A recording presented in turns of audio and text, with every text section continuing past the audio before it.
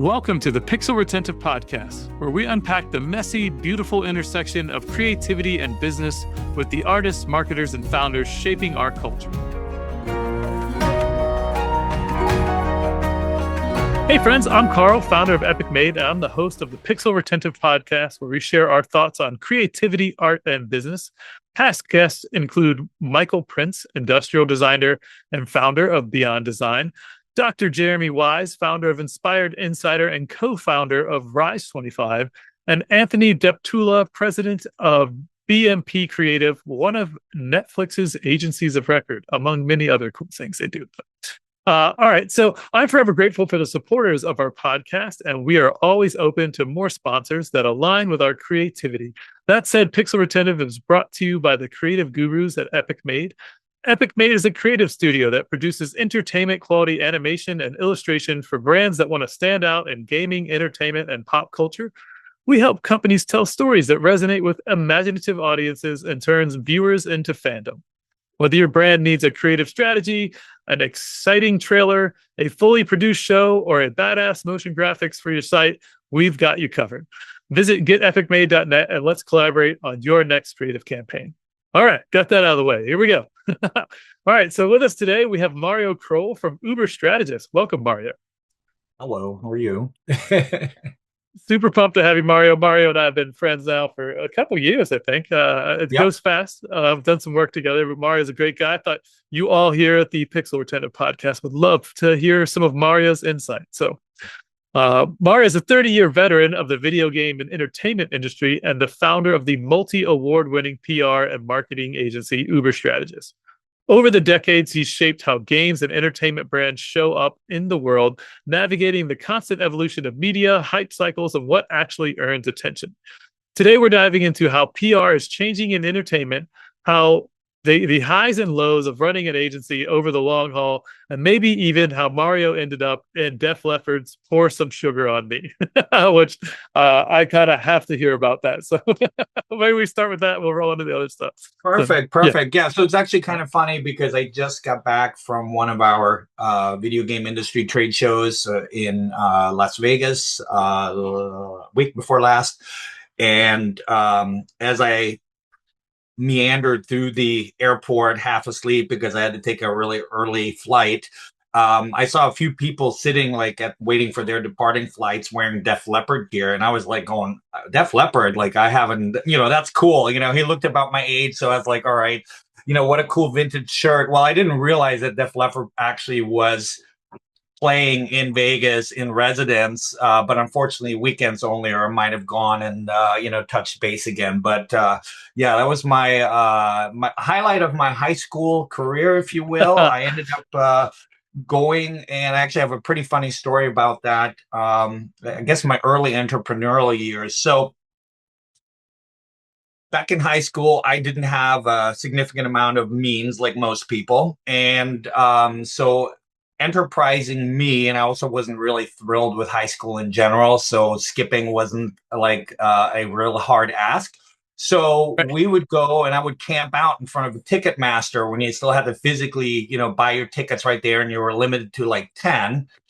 And so I camped out, got there pretty early, ended up being second in line. The only person in front of me was a homeless person, or unhoused, I guess, as they're called now, right? So I was okay, cool, all right, we can do this. I should still get some pretty good seats. And of course, I had tickets, friends were buying tickets that I would slightly mark up, and that would subsidize my own ticket. So that was the plan. Gotta do what you gotta do. Well, overnight, like maybe an hour before ticket line opened, the homeless person had disappeared, along with the cash money that some people had given him to buy the ticket. So he probably cleared $2,000 and was never to be seen again. Wow. So a few of those people were like, hey, you're now number one in line. Can you get me a few tickets? So I made out pretty okay. And I actually got an upgrade in the seats. So I ended up in like the first or second row.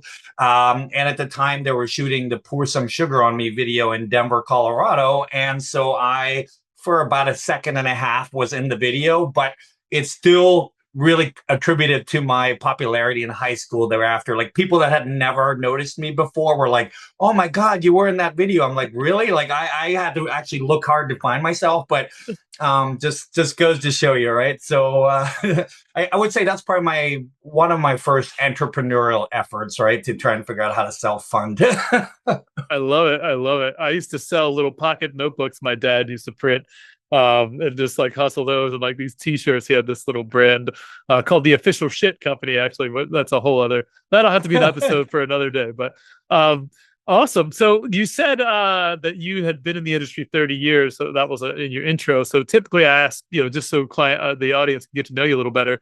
So you've been in the industry 30 years, but what is your project that you're like really most proud of? Oh gosh, trying to remember over 30 years. So probably one of my early ones, which I started a website called wargamer.com in 1995. I had just left the US Army. We were stationed in Germany. And it was basically started as a website for people that were looking for opponents playing strategy and war games on the PC. And for whatever reason, there was nothing like that out there. Like if you play board tabletop war games, a bunch of sites and places you could go.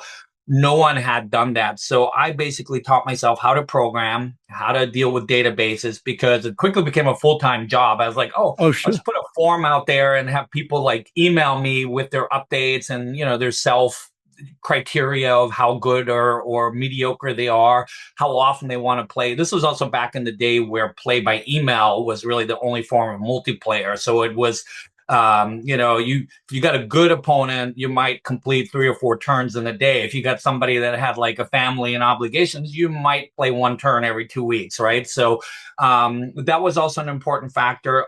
That really bloomed and became sort of the authoritative voice for strategy and military games in particular. And we grew to, I think, 1.1 million uniques. And of course, this was all before social media. So I was very That's proud of wild. that. I did end up selling that in 2004, I think, and it now is owned by actually a large media company. They got a heck of a bargain because I had no idea what to do to make an exit. Actually, so I was just like, I need to just get out from underneath this. And so, yeah, that was it. I think I bought myself a nice watch. That was sort of my keepsake over the last, 25 years. I said, oh yeah, I remember those days. So, but it's just cool to, have something like that you created and started really from scratch to persist and thrive well beyond when you're still involved with it. So I'm pretty proud of that. That's really awesome. I love that. And that was for video games or for board games? That was for video games specifically. At that Oh, time cool. in 95, there was like this resurgence in there's a company called SSI that used to make specifically military simulations and a lot of strategy games. So like, Yeah. Panzer General, Steel Panther, some of those. And I literally just started as like a beta, not, yeah, really a beta tester for some of these games and worked out a relationship to where they actually semi-officially supported me. And ultimately what we did, a lot of these games have scenario creators. So if, for example, there's a certain historical battle that's not included by the designer, but you really, feel strongly about it. By the way, appreciate the mug plug. So fantastic. You're more on brand than I am today. I love it. Well, we did design this for you, so it's I sort was of gonna say, I was it's gonna say that reciprocal. that Yeah. is that is a logo that Carl and his team did an amazing job getting to us. So, um, but so what I ended up doing to expand what our main focus was initially was also to allow people to upload their own scenarios that Nice. they had created with tools inside the games. And so we became really the largest repository for all kinds of scenarios. And then we added like reviews and previews. The team kind of grew to about 50 people, which is a lot. Pretty much all volunteers, or they'd get like a free game in exchange for work. So maybe not the most sustainable model. But I just remember at that time I learned that like anybody that persisted more than 6 months on this, I'll get free games to write reviews model was a keeper and was going to probably stay with me for the duration. Anybody who, once they got the first game, was like, oh my God, this is so much work to actually review it and finish it. I'm better off just spending at the time, 30 or $40 myself and just play it just for fun. Those would wash out pretty quickly. So, Yeah, that makes a lot of sense. And this seems like it was like a precursor. Like everything you're saying sounds like what BattleNet was for me when I started playing like Warcraft and like that kind of stuff. So totally makes a lot of sense. Interesting. So I like that clearly to me is like there's so many pieces in that I think sort of became part of what you do with Uber strategists, just working with gamers and understanding how all that was probably like your first real in to the industry, I would imagine, or oh yeah. no, absolutely. I mean, we would do reviews. I would interview people. So I kind of, I would go to the trade shows like E3 and so forth, and meet with companies and interview them about the games and write reviews. And so that was my earliest sort of self-taught learning of what it's like to be a gaming journalist, which most definitely I've directly translated into the what we call the dark side, PR and marketing, and because it's just the opposite side of that coin, right? The opposite side of what should be ideally a symbiotic relationship. Editors need news and newsworthy stuff. PR people need placement of news stories to keep their clients, so on paper, at least it works out really, really well. So I did learn my early skill set and tool set there. I think also some of my early people management, for better or worse, was learned there because, trying to Yeah. manage 50 contributors all over the world Yeah. was a little tricky. But yeah, so definitely some foundational stuff there that has helped me later on in a career. I think the most important thing was that, while I was doing that, I also always had a real job working full time for, I think my last job was working for a big accounting firm in their technology consulting practice. And I always like missed, the gaming side. I was like, oh, and actually when I sold Wargamer, my first thought was like, oh man, crap. Now, like I have no excuse to go to these trade shows. Like now I'm just like stuck in this boring corporate thing. Mm. Well, there was a legislative change that actually resulted in most accounting firms having to get rid of their technology consulting practice or having to pick between doing other financial things that were usually annuities.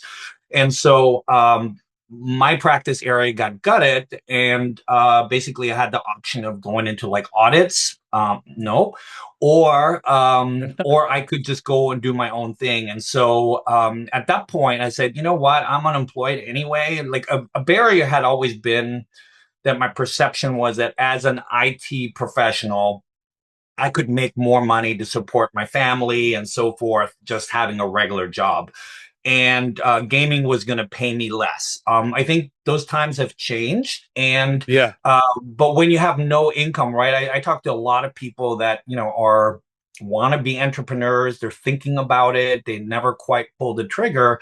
And I'm always like, just go do it, right? Sometimes some people, just need a great idea and to do it on the side and build it up. Other people need like a little bit of a kick in the head to go, I got nothing to lose, right? So I might as well turn into it. And I would say for me, starting Uber Strategist came at the end of a layoff. And, at first it was like a little overwhelming because I was like, how am I going to pay my bills?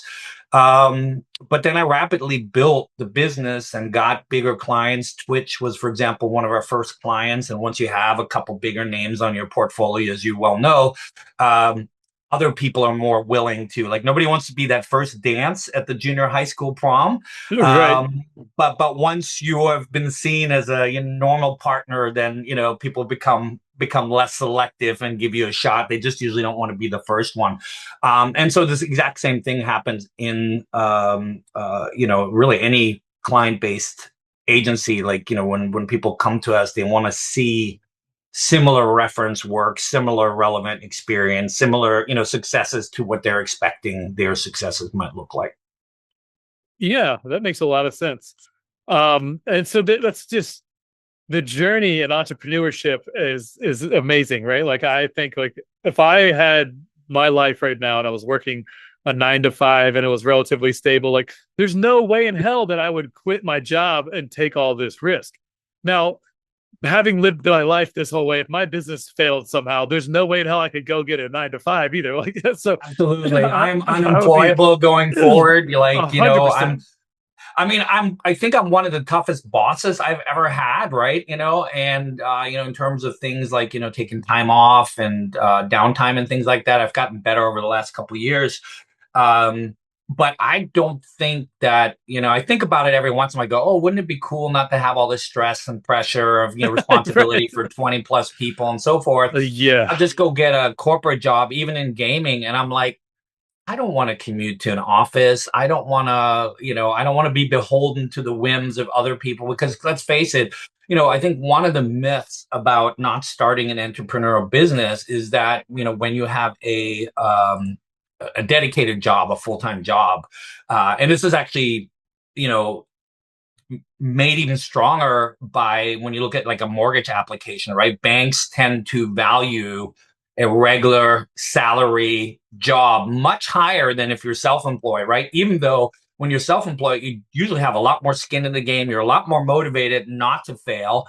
Yep. And a corporate job can end from one day to the next, right? With no safety net or anything else. So that whole, oh my God, I have something really safe and stable and therefore I can't go out and do what I'm really passionate about and what I want to start from the ground up. It is a fallacy, right? It's a false sense of security, and it's unfortunate that that exists. But I guess that's human nature, right? Totally, totally. I Bird in the saw a hand. lot of, absolutely, and I saw a lot of that sort of evaporate in COVID when all these big stable corporate jobs just start laying people off and like, oh, we got to do this, we got to do that, and like, well, we can't, you can't come into the office, so we don't need you anymore. Like, and just all that sort of stuff was wild to me. But yeah. So like you said, you've been in this business for a long time, right? And things have obviously changed a lot since PR in the early days. Like, what does that look like now? What are some of the biggest things you've seen trend change wise, and like just overarching? Like, it used to be this way, and now it's totally different. Like, any stuff like that in the in the space? Yeah, I mean, there's been a lot.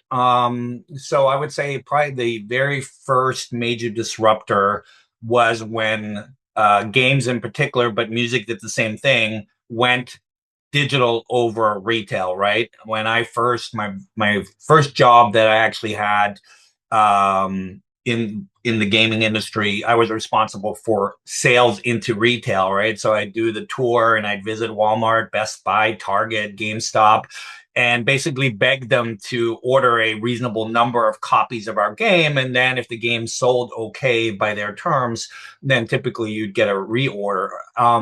But over a pretty rapid period of time, like in less than 4 years, it pretty much went to where 80 or 90% of the business was generated by digital, Steam being an early advocate of that and really having mastered that. So it definitely created some major changes that people had to make the way that you both positive and negative. And so you had to adapt to that.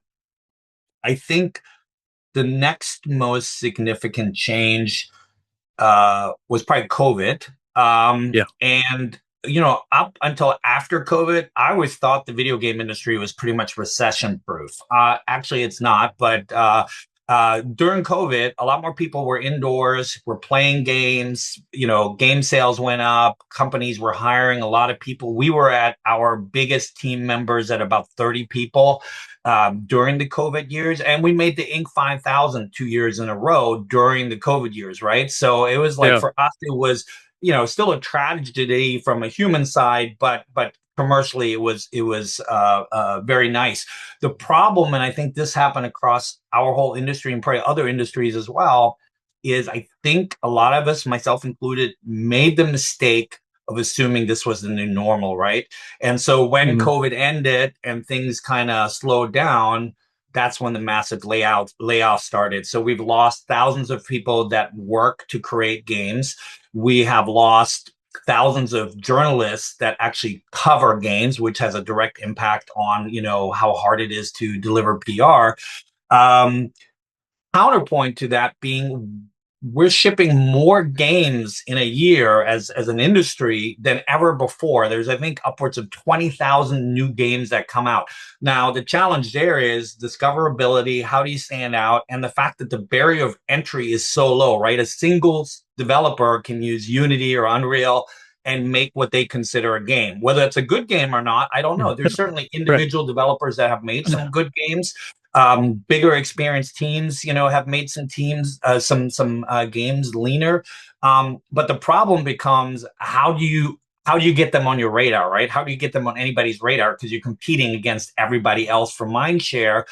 And I think that's even gotten a little bit more intense, because not only are you competing for video game time, right? But you're also competing to streaming services, TV content, social media, TikTok reels, and all of that stuff. Like it's a battle for attention a little bit right Yeah. now. And so it's been 24, 25 have been were challenging. 26, I'm optimistic about. I always couch that though by saying that I could just be self-delusional, or maybe that 24 and 25 kind of broke us a little bit, and now our expectations are a lot more modest. So that could entirely be the case. I mean, yeah, who knows? It's the entrepreneur journey, though, right? You like literally you take a guess, you have your thoughts, you have an opinion, and you just get out there every time, every week, every day, every year, whatever it is, and just keep trying. And you just got to be smart and deal the cards you dealt. You never know what cards come into your hand and how you're gonna have to play that card, right? So, Absolutely, uh, absolutely. You can balance with, strategies and, redundancies and things like that, but of there's a course, limit to that. You can have a key employee leave, you can have a key client that just decides don't need your services anymore. And you have to be super, super agile. And, I would say probably if I had to categorize my last 12 years at Uber strategist, there was an awful lot of like resilience, grit, yeah. turbulence, Oh yeah. just reinventing ourselves on a continual basis, while also having the benefit of being able to rely on a 12-year track record of delivering great results for, not only video game companies. We also have a pretty thriving tabletop practice.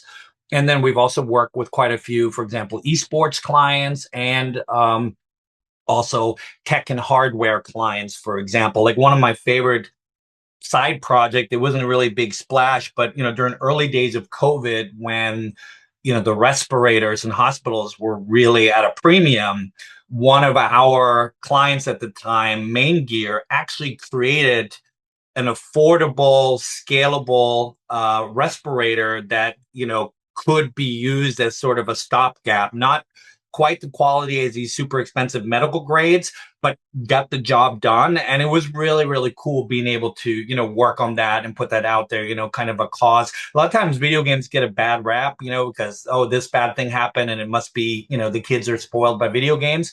But it's also cool when there's a lot of good and positive things that are happening in video games. I love that. I love it, and I love how diverse that the idea of gamification becomes like full blown video games, and a lot of these things. There's a lot of crossover in those that I've seen. That's exciting, and I think with the rise in like I guess early 2000s, people started to have like smartphones. And the iPhone came out, and then Androids, and it's all of a sudden like everybody's a gamer, right? Like everybody's got a game on their phone, right? Like and before Absolutely. that, like there wasn't that. Like it's so there's that's an interesting like explosion of the demographic in that. Like it's very much when I was growing up, like I was weird because I was like really into gaming and also into sports. Like and like it was very Yeah. rare for someone to be like, "Oh, I love being outside and going on adventures." And like, I play EverQuest for like 6 hours, 7 hours at a time, and like have a guild and like run this with my friends and like you know what I mean. 6 or 7 hours, that's pretty modest. Like I Yeah, used to that's do it. like It's 12, a quarter 14 day. hour days during like Yeah, summer break. I'd of like course. drink Dr. Pepper till 2 in the morning, and then I'd go Yep. to sleep. And then I'd sleep till about 1 in the afternoon, till my mom and dad finally got sick of me like sleeping in while they had to get up and go to work. And then I went to Yep. driver's ed right in the afternoon, and that was basically, and then right back to gaming. So that was my summer during high school. Same. Ours was I got all my buddies jobs at a restaurant, Il Giardino's down at the oceanfront, like real fancy Italian restaurant. We were all bussing tables. We'd get off around 11 o'clock, go home, and like we'd all like bring our computers to one person's house and hook up on our 56K, like, and we would just That's game until changed the too, sun right? came up. Yeah, that Yeah, yeah, that's yeah. changed a lot. I remember I worked for a web development company before I got into gaming, and we used to play.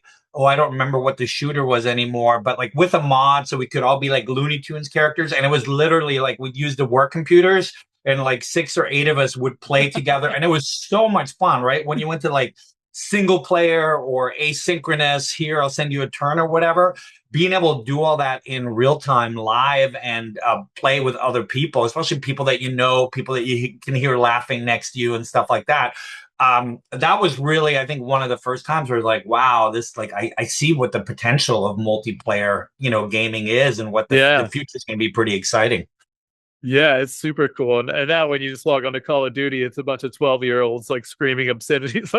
Absolutely, telling you how bad you suck and all of that other stuff. So yeah, it's funny. My son was pretty heavily into gaming during like junior high school and I guess high school as well. Um, and we would play, I think it was Dota or something like that, It is and fun. or one of the Riot games anyway. And I hadn't played it before, so I was like, okay, like, what do I need to do here, and blah blah blah. And he would apologize to the other players on our team because I was apparently like feeding, the other side, because basically I gave them an easy kill, and Right. so they could level up and became more difficult, because I was just like, oh, I'm just going to charge in and do my Die. thing. It didn't work very well. So yeah, so my son had to distance himself and apologize for his dad's gaming prowess, even though, can I say the little shit? The little shit, Oh yeah, fair. taught him how to play video games. Yeah. I got him to start reading so that he could actually interpret video games, because before, when he was younger, he kind of refused to read, and he'd play like RPG games, and he'd ask me for like, well, what does that say? Or he'd just click through the choice and have no idea what choice he just made. So I'd be Yep. like, okay, I'm only going to be your translator for so long. Like, you need to start learning how to read that. Maybe this is a motivator for you. And it did work really well. That's amazing. And that's a similar approach as I took with my son. He's 14 now, and he's just really into gaming and lots of VR and stuff like that. So cool, man. I wanted to ask, in fantasy gaming and world building, like, fandom drives everything, right? When you get some like people excited about the universe that they're building, like what does that look like from like how do you strategically create that from a PR and marketing side, right? Because that's the thing that really catapults things to success, right? People are excited about the universe, right? Yeah, I think, so you hit the nail on the head. Like, I think community building is probably one of the most important factors in the marketing mix, if you would say. Obviously we do Yep. PR, we do influencer, we do events, but we also do community and social media. But a lot of companies out there, especially first-time studios, wait till the last minute to start talking about somebody about marketing, right? So they spend a year or two, lots of money and time making this, their dream game, and it doesn't occur to them till, with rare exception, till the last month or two, that holy shoot, I should probably, just talk to a agency and get advice, because we don't have resources in house on figuring out how to go to market, how to build a community. And that causes several Right. problems. One, because you don't have the skill set, but even if you did have the skill set, you've shortened your runway and community. I mean, when I started Wargamer with like, one reader, initially, it took years. Going from 1 to 100 is pretty easy, but going from 100 to 1 million is a lot harder, and it just takes some time. So you can actually save yourself some heartache, some money, and have better results by engaging with somebody much earlier in the process. We get a lot of clients like that do Kickstarters and crowdfunding as well. And we usually do like a promotional PR campaign around that. But invariably, they almost always fail if the developer or the creator has not already built a baked in audience, a community, right? People that will support that. And we can get PR coverage and announcements and stories, but that's an incremental lift, right? It is not going to replace not having built that community base and that fandom and that people interested, invested in your game, which in itself is also like a double-edged sword, right? You get a lot of people that are vested in your game and they have very strong opinions about what your game should be or what features you should fix and change. And we always kind of have to be cautious about the vocal minority, right? They might have some really good ideas, but they also can be super entitled about, oh my gosh, this developer has ruined my game, right? And it's like, no, that's, that they did what was within their vision and their design and their approach and so forth. So that's a whole balancing act too, right? To listen to the community, to acknowledge what they want, to vet that, and then make the best decisions about which recommendations are actually worth implementing without breaking the game for other people, right? You fix one thing, it's like, oh, now you just changed the thing that I loved about your game. That's a problem.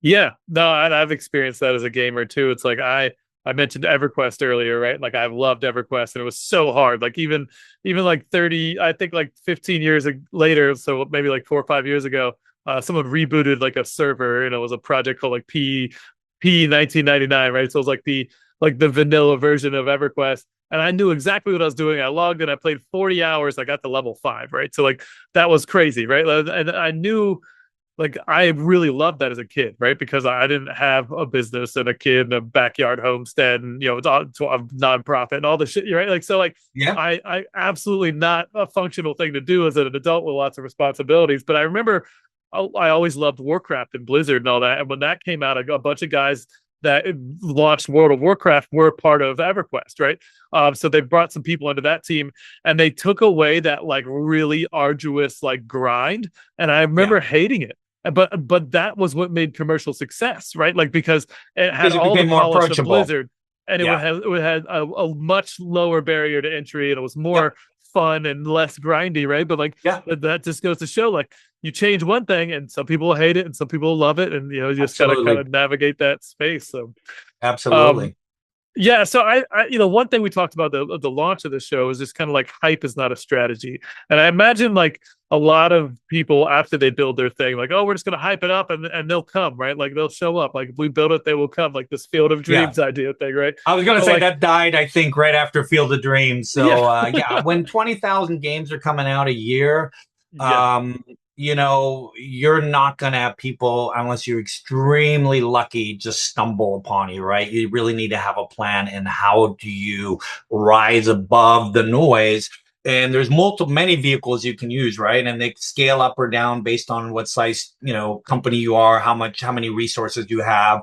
But it's like time plus money can help you achieve greater success, right? If you're able to build a community, that's a first step. If you can have PR support around key milestones so people know it's on a radar, they can read it in various formats. Although not everybody consumes that content either, right? There's a lot of people that just go to TikTok for the gaming info, or they talk to their yep, friends. So those you reach through community more and more, or you do influencer campaigns where you talk to specific well-fit influencers, content creators on Twitch, YouTube, and so forth, that are aligned and have an audience that loves to play that genre of game or that type of game.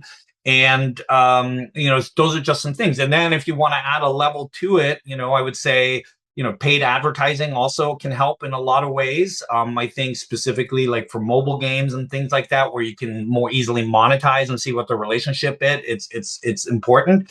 There's a lot of like showcases that people can participate in that, we also help broker that a little bit, where it's like, hey, here's an upcoming thing, the PC Gamer Show or the IGN showcase, and they will handpick, an hour's worth of new games that they highlight and promote and so forth. All of it comes back to, though, making a great game and having great assets. One of the biggest things actually that I think how you and I started really collaborating a little bit is that a lot of people, video is one of the best assets, especially in 2026, right? Short form, great, but even long form is makes sense. And a lot of studios either don't have those skills, or if they do have the skills, they don't have the resources because it's directly competing with people that are trying to make the game, right? Do in-game cutscenes, or you can Yep. make a really cool trailer. And unfortunately, you need that. And that's probably one of the best investments, to show rather than tell what your game is about, what makes it stick out. And this applies to other, products outside the game industry as well, right? It's like if you can show somebody what the experience is like and enjoy it and it aligns with them and they say, wow, this is exactly what I've been looking for, they're much more likely to have interest and hopefully eventually buy it. 100%. Yeah, it's that emotional resonance, the ability to visually communicate a story that resonates with somebody and helps them go, I feel seen, and whatever this is, I need it. Like whether it's an entertainment thing or that it's a problem solving thing or Yep. whatever the case may be. Yeah, and that's what we've hung our hat on for the past 2 decades, give or take now. So, yeah, that is pretty it'd be that's the core of like that, how you do that messaging. Something that keeps coming up here, and this can be part of that, creating good videos and producing that, but the community keeps coming up as like the foundation of how you build any of these things, and really anything that's like you want people to be a part of and get excited about. Having a community that's like, hey, I love this brand, right? Like even Mac has a community, Apple, right? Like Apple has a community of Yep. people that are diehard for their brand. They understood this, so it isn't just gaming, it isn't just entertainment. It's like, how do you build a collective of champions of your brand, whatever that is? Yeah. So I wonder if you've experienced anything that you see as reoccurring We themes do. in I that. mean, in the gaming industry, we're very hit driven and also we're very product driven, right? So a lot of people that come to us from marketing and support and PR are looking for a specific game that they're about to launch that they want help with. And then the more mature companies tend to also realize that that's fine, but if you do that, you're building, when you do the next thing, you're starting almost over from ground zero, right? Whereas if you start building a reputation for your brand stands for something. A good example, for example, is one of our clients, Night Dive Studios. They do a lot of like remasters and of kind of lost games, a lot of like classic retro shooters and so forth. System Shock. We did Star Wars Dark Forces with them. We did The Thing based on the John Carpenter movie, and quite a few others. And they slowly built a reputation for being artisans, for really taking their time, listening to the community, but also knowing what made those original games great, and then what life quality improvements can be made that if just allow them to be played and enjoyed in modern times without going, oh, this isn't going to run on my 1,000 times faster PC than I had back in the 90s, right? So, Right. but they now stand for high quality product, for retro, for a lot of remasters of high quality games that hadn't been playable for the last 10 or 20 years or more. And so they now have a brand identity, and you have influencers and community members that like just about any game that they make we'll buy that, we'll follow that, we'll check it out at least because it fits into what they've previously experienced and really like. It's a little bit like Bethesda games is another one of those, right? With the Elder Scrolls series and Skyrim and Yeah. Fallout. Like people go in every time they ship a free remaster or an ultimate Of edition Skyrim. upgrade, I go start a campaign over and I play for, I don't know, 40, 50 hours till I go, geez, I got a real job. I can't like sink this Yep. much time into it. But this is for a game that's relatively old, right? And is still very enjoyable because they've taken the care. It was a good game to start, right? The design Of was course. good, but they've now improved the graphics and enhanced certain elements and so forth. And that's just a really good way to, because I think coming up with a new IP from the ground up is expensive, if not Yeah. financially, definitely intellectually. And then on the marketing side, you're building that from ground zero. Um, Whereas, if you can take something that you've already put all of that investment in and bring it back as a remaster or an ultimate edition and add value in the process, it's less effort for you. You already have a built-in community, and the fans appreciate it because they're like, oh yeah, just like you were saying, like, EverQuest, it's like, oh my God, if somebody just modernized that right now and took the parts I didn't like out and added some new stuff, sorry, Mario, I don't have time for this podcast. I got to play EverQuest, Yeah. right? Yeah, for sure. And that's really great advice, for sure. I love the gaming space, man. There's so many like infinite possibilities where things just can evolve and keep going. And yeah, the community building aspect is huge there. And I love the part where you're talking about like Bethesda, for instance, they have these different communities for these different games. And every time they release a new version, like you said, we're excited to jump in. Like I had the VR version of Skyrim, and I played the version on Xbox to death, like to death. Like I completed every single quest except for the ones that just keep coming back, like reoccurring little stupid things. So like I love that game, but I haven't been able to get back into the VR one, but I bought it. Like, you know what I mean? So like, and I'm that community definitely resonates with me. So all right, so like I think one last question I have for you because we are coming up on time. I wanted to see like before PR works, what must a game or brand have in place? So I think the quality needs to be good. Chris Sirkowski, who runs a really good Discord server and community called How to Market a Game, he kind of categorizes things, and I'm paraphrasing. So if I get it wrong, please forgive me, Chris. But basically, there are games that look beautiful and play well, and then there's games that maybe don't look as great, but once you actually get them into the gamer's hands, it's a fantastic experience, right? And the Right. first ones are obviously a little bit easier to market because you don't have to explain what's sexy about them. The other ones, you have to figure out, how do I get somebody to give this game a shot? Because I am confident that once they actually experience the game and play it firsthand, they will get what's sexy about it, right? So Right. a very popular example of that is like Balatro, right? Balatro originally was just, a riff on poker in many ways, but very, very clever design, but kind of, it's not going to win best graphics ever awards or anything, but it's also, you can play it on your iPhone, you can play it on your TV, right? You can, wherever you want. And that was a great example, I think, of a game that didn't maybe necessarily look like it was the sexiest, but became a mega bestseller and performed and really put that company on the map, and also, paved the way for future things that they want to do, paved the way for really cool collaborations with all these different brands. So you could, have different cards in the game and stuff, and bring those communities into the game. So that's an example of where a game doesn't necessarily have to look absolutely amazing as long as the game design is solid.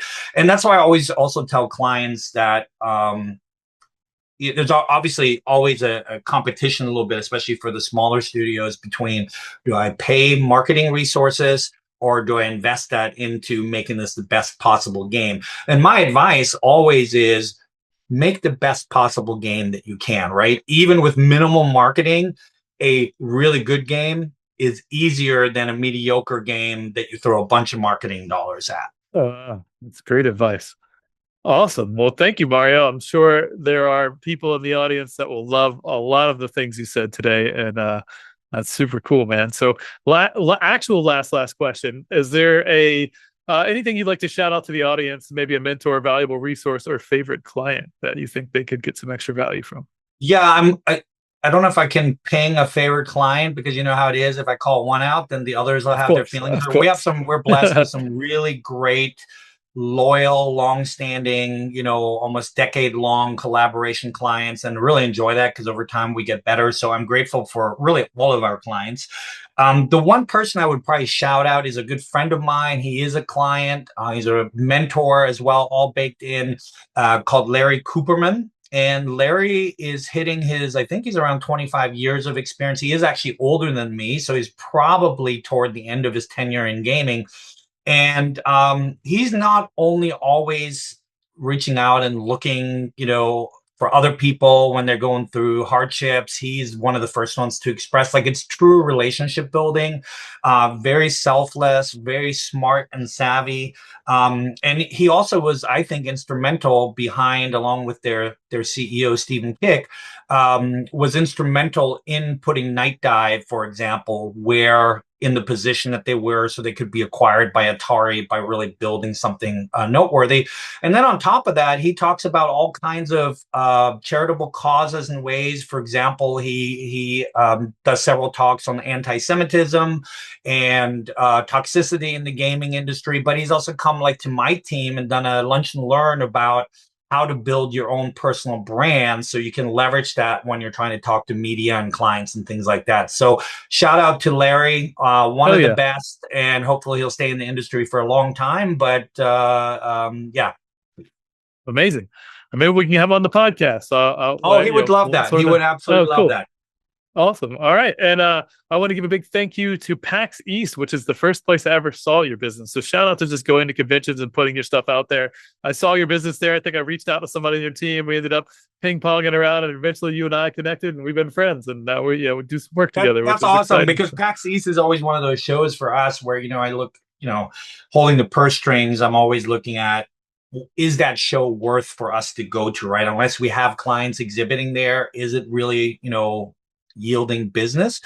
And I'm actually going to PAX East in a few weeks up in Boston. It's become one of my favorite shows. I only go for a couple of days now instead of doing the whole gauntlet. But so actually you reminding me of that's how we initially connected is great, because I'm like, oh, okay, yeah, it is fruitful, right? It just adds one more in the positive balance. Hell yeah. I love it.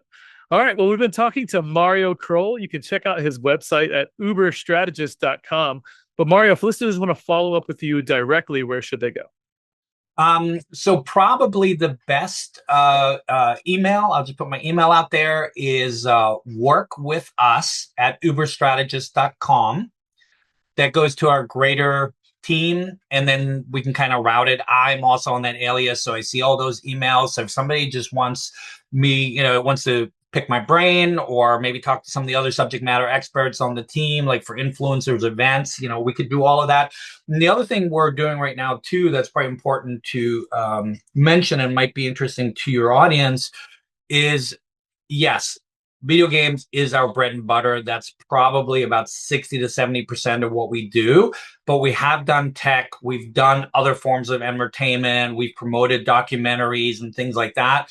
And we are looking to do more work in the broader entertainment space and also in the broader tech space. So if somebody has a need there, please do reach out to us at workwithus@uberstrategist.com. Awesome. End of commercial. All right. Well, Mario, it was awesome having you. And thank you all for tuning in to another show, and we'll see you next time. Thanks for having me, Carl. Real appreciate it.